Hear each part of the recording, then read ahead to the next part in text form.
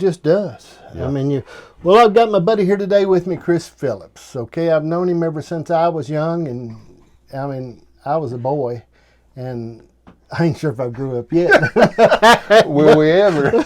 But anyway, known Chris for a long time, and I was thinking about Chris earlier today when I messaged him and talked to him about doing an interview. I mean, you don't understand when you think about, and I know it's easy to take things for granted in our life, but when you think about the thousands of pounds of food that you gave to families and were part of. Right. Don't think we put out over when you were there 1 year, when Chris worked with me a long time side by side and everything that I did, and he over 3 million pounds of food in 1 year. Wow. Okay, and that's over $4 million. 3 million pounds of food in 1 year, just 1 year, gave to local families that you helped load in them trucks. Yeah, I remember it well. I mean, when you think about that, man, you think about stuff, that you, and you do it and it's done. But I mean, it's something to think about in our life. I mean, being a part of something to make a difference in people's lives is, and it's worth it. Yeah. It's worth it. A lot of fun. Met a lot of people. Yeah. Wow, the acquaintances. Right. And you and I have talked before, and I remember it well, about the definition of prosperity. Right.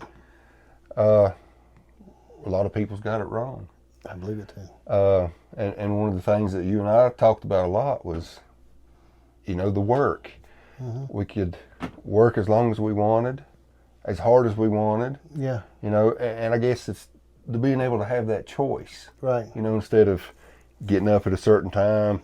Right. Got to go by this time, blah, blah, blah. But, and especially, having your own business. Yeah. Is just very, very liberating, I guess. Yeah. You can go to work and work as long as you want.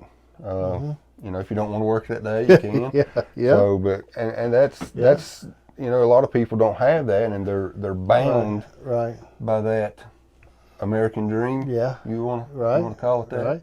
Okay, we're talking a little bit. So we talk about owning our own business before we get into some of these things. I got some other things I want to share about, but let's talk about it. With this, though, see, you think by not having. Not everybody can be in business for themselves. Absolutely. Okay, and we got to have people that can't be in business for themselves. So we have people that will work for us as entrepreneurs. Yes. Okay, and I've always been a little bit of a serial entrepreneur in myself, but I mean, I've done a lot better in my later years. But you got a lot of things because you're always trying to do things. If you got a business, you can't just remove trees. No. Okay? No. You got other stuff you have to do. Okay? And you got things you're always looking to add things into your business without doing too much. Right. Okay? That you stray out too big.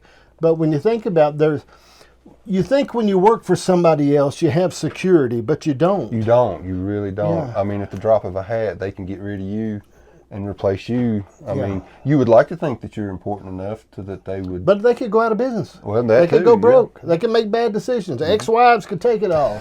I mean, you know what I mean? Yeah, I mean, and it, like you say, I mean, at the drop of a hat. One day, you're doing fine, business is working, doing good, and the next time you turn around, like you say, they're going out of business. Well, the other day I seen Colson, works for Pepsi, and I was thinking the other day there was a Pepsi somewhere. I don't know where it was, Detroit, New York, someplace. A big plant, been there for 30, 40 years, shut down. Yeah. And the reason why is their automation.